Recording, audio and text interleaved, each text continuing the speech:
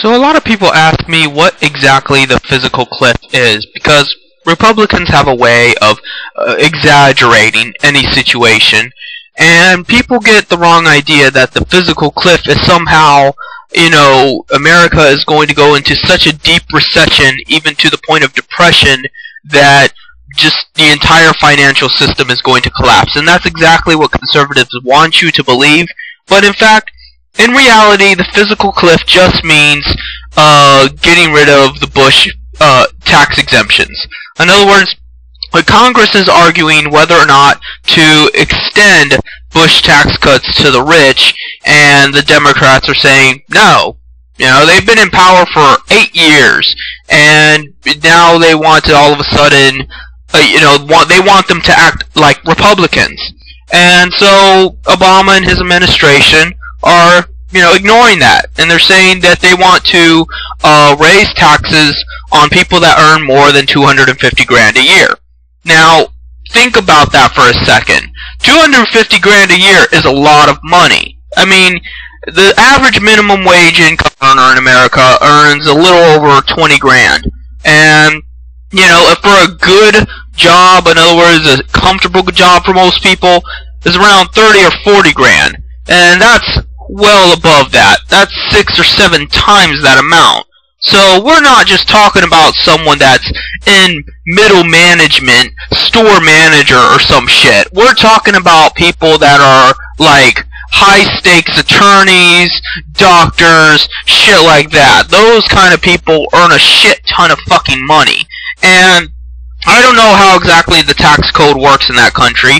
I don't know if it's considered part of your personal income, the money you make through stock portfolios and through your businesses, and how much money you get in personally from it and things like that. I would imagine it does. I would hope that it does. But in general, if you're making over 250 grand, you're pretty fucking rich. I mean, you might not be Rothschild rich, but yeah, you're up there. And the Republicans' best argument is, well, 250 grand isn't that rich. We should only have these taxes for people that are mega ultra rich. And my argument is, tax all the motherfuckers. Tax all the rich. Doesn't matter where they're from. It comes down to, the rich have more to give up than the poor. This is why flat taxes don't work.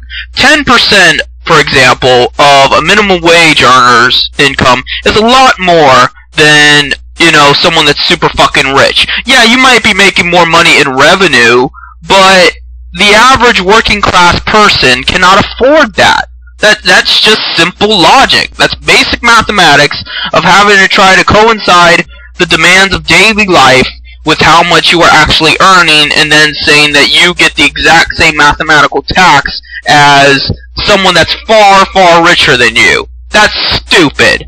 That's just plain out stupid. Do I personally think that the poor should not be taxed at all? No, I don't think there's ever really a bad tax. I only think that there's impractical taxes. And the fact is, if you tax high, you have the kind of government that can provide many services to people, and these services will be far more beneficiary to the poor than to the rich. So even if the poor do get taxed, it's to their benefit in the long run. But first and foremost, you should target the rich for taxation. And the fact that we're even having to argue this point means we're nowhere near socialism, communism, etc. We are simply arguing here that the rich are more inclined to be able to pay the taxation demands than the poor. And they're fucking wanting to argue with us for that. They're wanting to tell us that we don't know how the economy works. We don't know that rich people have more money to actually give than poor people do. It's the most basic element in economics ever. Rich people are rich. Therefore, they can afford to pay more.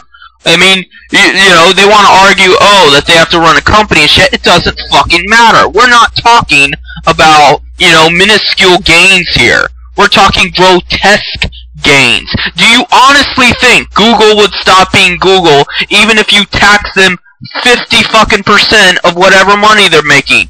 No. they'd still be Google. They'd still be extremely powerful. Maybe not quite as powerful, but still very powerful. And that's the way you have to look at it. These rich people are not going to stop being rich, and they're not going to stop having influence and political leverage and everything else. They simply would not have quite as much.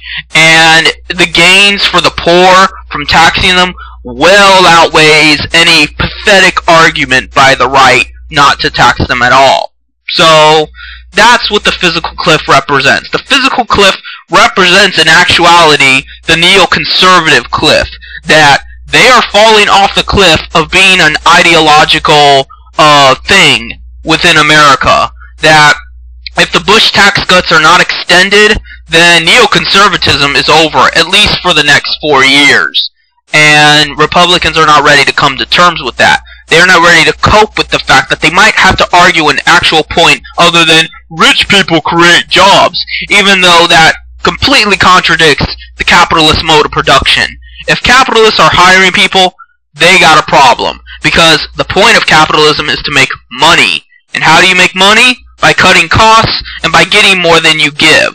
So the way you do that is by not having employees, by not paying people a reasonable wage. You exploit. You take advantage of situations. You find loopholes. That's what capitalism is about. So this idea that somehow free market capitalism and corporatism are two separate entities is ridiculous. It is the point of every capitalist to make money, to have power, to secure that power. And whether that means manipulating the government, exploiting the land and its natural resources, exploiting labor and actual people, whatever it takes. That's all it comes down to. And if you think if you think they're going too far with it, it is your job to try to minimize it. If you think they're exploiting the land too much, you're going to have to tax and regulate them. If they're exploiting the workers too much, you're going to have to tax and regulate them. If they are too corrupt and they are putting money in the pockets of politicians to cater to their specific demands, you're going to have to tax and regulate them. It's just that simple. I don't understand why people can't comprehend this. So, that's really all I have to say.